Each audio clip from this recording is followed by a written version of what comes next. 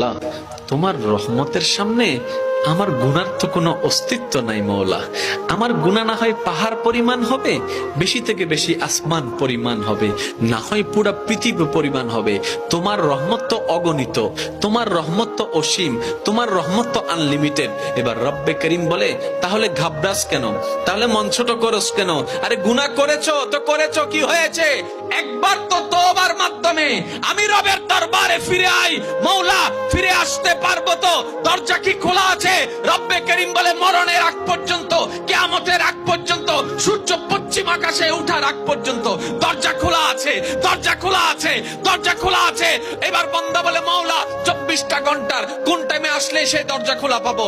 রব্বে করিম বলে, আরে ব্যাংকের দরজা খোলা থাকে নির্দিষ্ট সময়ে, অফিস আদালতের দরজা খোলা থাকে নির্দিষ্ট সময়ে, এমনকি ঘরের দরজাও খোলা থাকে নির্দিষ্ট সময়ে, এর বাইরে যাই না। কিন্তু তোর রবের দরবার এমন একটা দরবার, 24টা ঘন্টার যেই কোনো মুহূর্তে তুই আসবি, তোর রবের দরবার তোর জন্য খোলা থাকবে। সুবহানাল্লাহ।